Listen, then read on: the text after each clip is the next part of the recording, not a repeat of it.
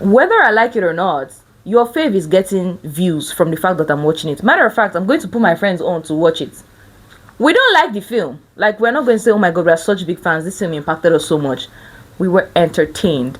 And it's entertainment. It's not a biography. It's not a documentary. It's fiction. It's a movie. It's entertainment. And I was entertained. It might not have been in the way it was intended to entertain me, but I was entertained. Let people be.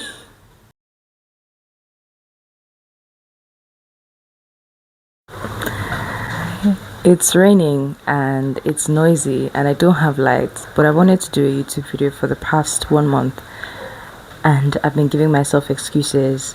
Also, I have 2 tripods and 2 of them got broken. So the excuses I've had are valid, but I wanted to do this video. I've been wanting to do this video for ages. Anyway, I was about to say, you all know why we're here, but you don't, cause duh. I've been wanting to talk about popular Nollywood tropes and why they work, and then the ones that I think don't work for me. Like, in my own opinion, I don't fuck with them. And probably compare old Nollywood and how they apply these tropes to like the present day. Now, first one that I always notice when I watch like proper movies, the obnoxious domestic staff. And this can be the cook, the cleaner, the general housemaid, the security, the driver.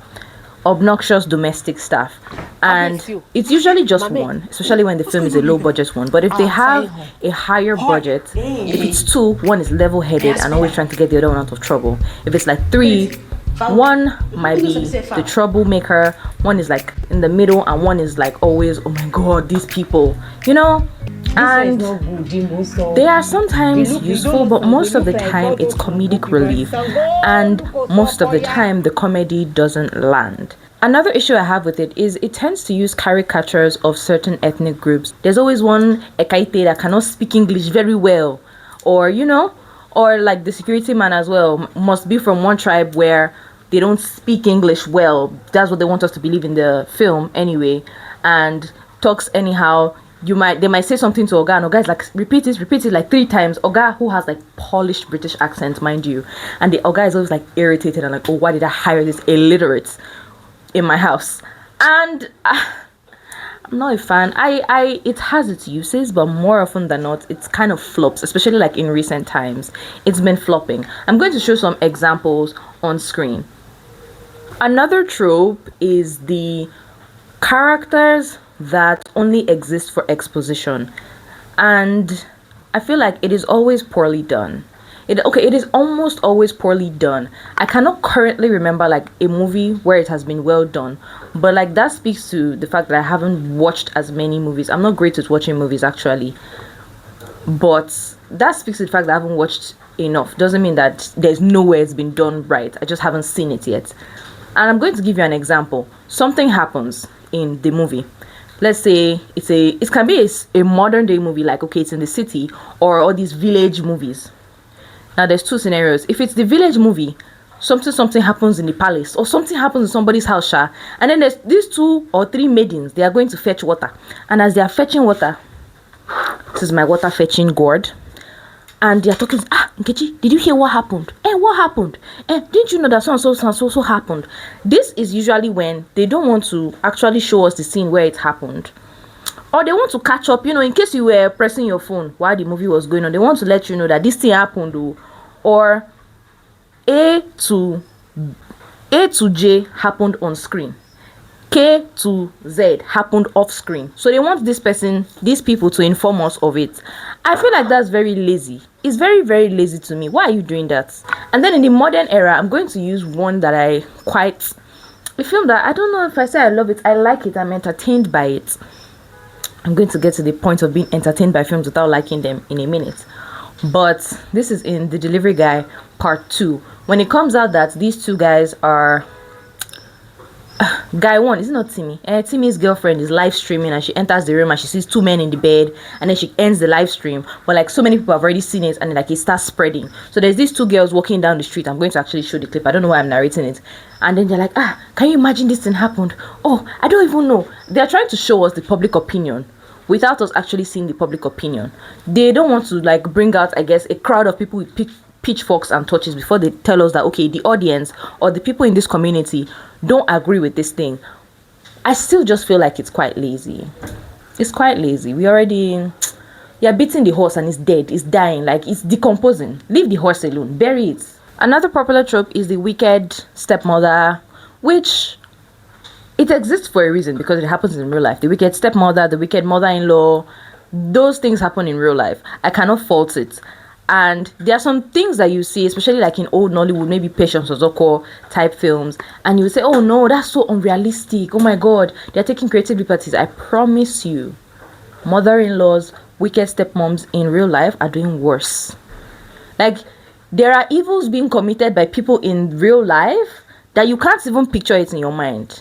You can't conceive the idea. And so I think that's something that lands. Rags to riches. This is a popular trope because everybody wants a rag to riches story.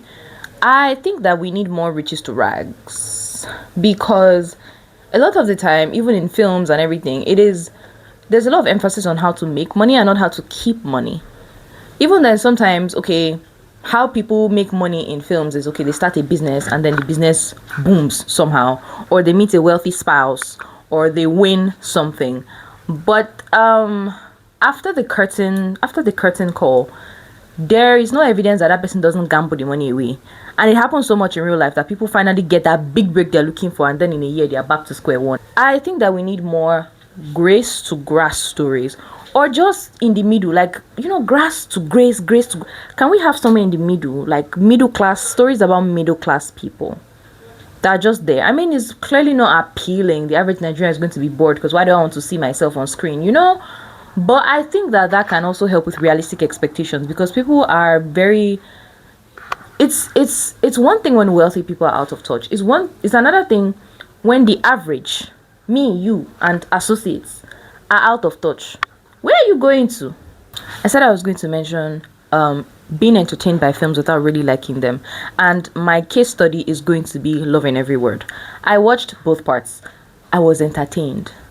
I am telling you, I was laughing my butt off. Even a lot of things were not funny. Like, it wasn't a comedy film. It was clearly supposed to be sweeping drama and romance, and we're supposed to be enamored and we swooned. So many people swooned. So many people are looking for their own odogu and trying to be soft-spoken so they can also be an achalugo. I found that funny as hell. I'm sorry, I am not the target audience. However, especially part 2, the sponsored ads every few minutes was very interesting.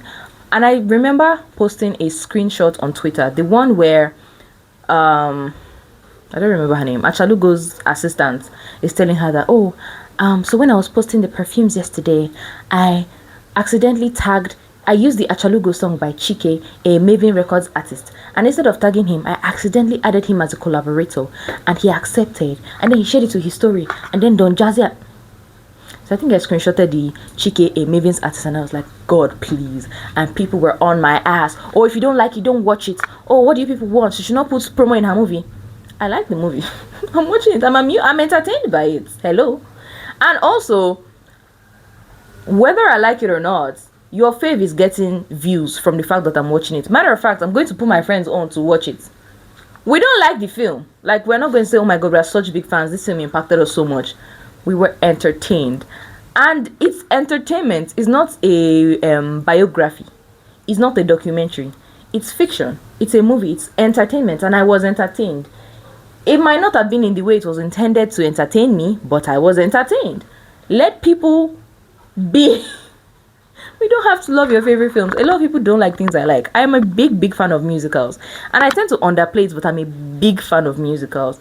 And I'm really like butthurt when people don't like musicals. Because why don't you? Why do you not like music that tells a proper story, like in act and in beats and per lyric? What do you mean you don't like musicals? I'm really offended by it. But I'm also like, we can't all like the same things. I mean, it has to be different flavors of different things in the world. I love onions. I have a whole bowl. Oh my God, let me put this down. Of where I put my onions. Here, look at them. It's usually like full, like very full. And it's almost finished. I have friends over a lot. And out of my friend group, there's usually like 5 of us in the house. Like if all of us are around, it's 5. Usually it's like 4. 2 of them don't eat onion. So if I'm cooking for them, I don't put onion, or I cut it big enough that they can pick it out. Like people just like different things, and I think that we should let that be. Cheating as a plot device. It happens a lot in real life, and I get it. My problem is when it is used to add conflict. These two people have met. So far, it's been smooth sailing. Everything is going well. You're like, We're like 20 minutes to the end. Nothing has happened. A problem has to stop. There's two things I hate: actual cheating and fake cheating, or like actual cheating and perceived cheating. Misunderstanding tropes. Oh, kill it with fire. Actual cheating, where I don't know, his ex comes back in the picture and he can't tell her that, oh, actually he's not really interested anymore, and then the current babe finds out and she's like, oh, I can't believe this, and he doesn't know who to chase after.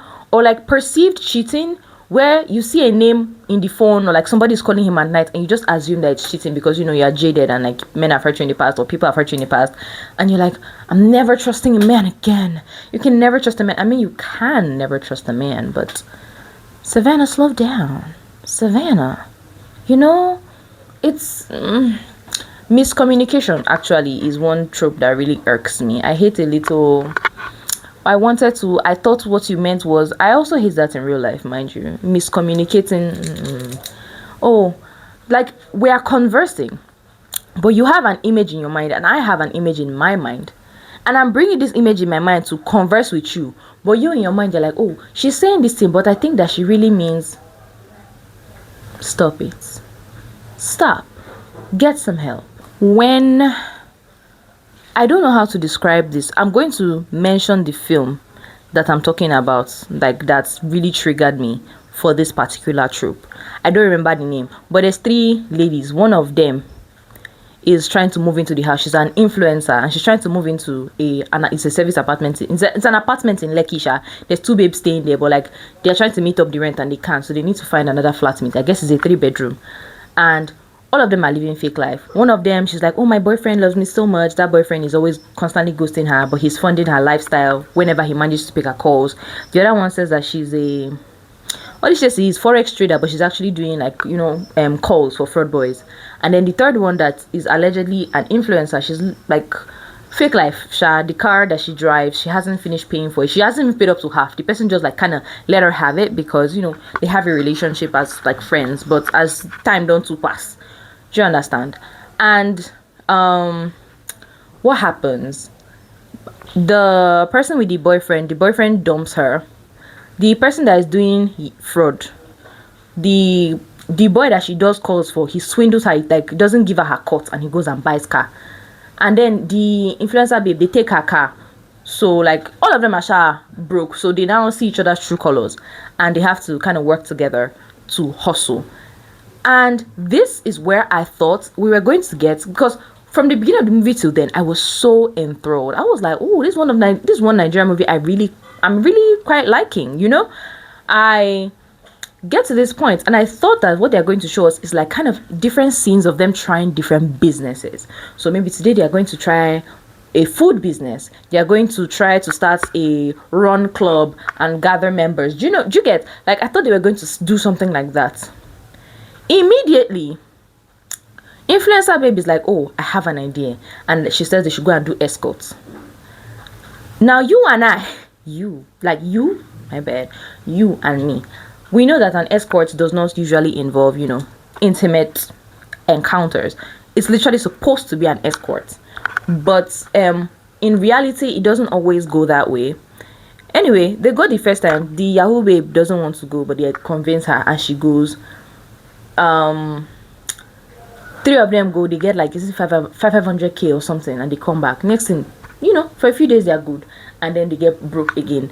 So the next time they go back, and the guy says, oh, actually we just want 2 of you. That's the girl with the boyfriend and the Yahoo babe. We don't want influencer babe. These 2 clients, will pay top money for you. And the Yahoo babe is like, I'm not sure. In fact, I'm on my period. And that was like, oh, don't worry, we have the perfect clients for you.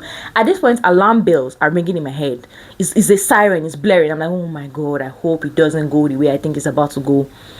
Anyway, the girl with the boyfriend, the client that she gets is into BDSM. Like, he brings out his briefcase with the handcuffs and the whips and the everything. I'm like, oh, okay, we in danger. And also, he doesn't like, the moment he locks in, he's like, don't call me my name, call me master. And he beats her ass. He beats her ass. And then the other one, the person was like, oh, don't worry, the menstrual, that's my kink. I'm like, Jesus, please let it just be his kink. It's not his kink. So he gives her the money, and he even gives her a little extra. She goes to find her friend, and that one is on the ground, battered and bruised. She takes that one. Like, they both go home. They threaten the guy that sets them up that, why will you take us to this kind of clients? One thing. We're never doing this again. In fact, we're going to report you to police.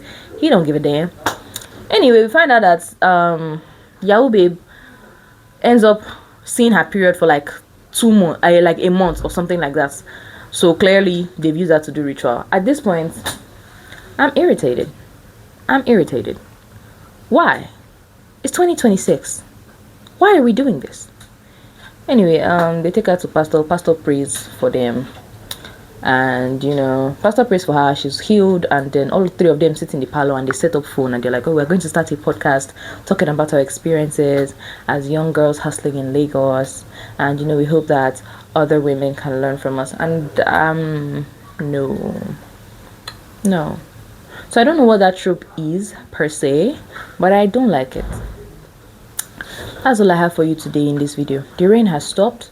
I have to post a video on my work page, and I shall be seeing you guys later. Peace out. Oh yeah, leave your opinions in the comments and such.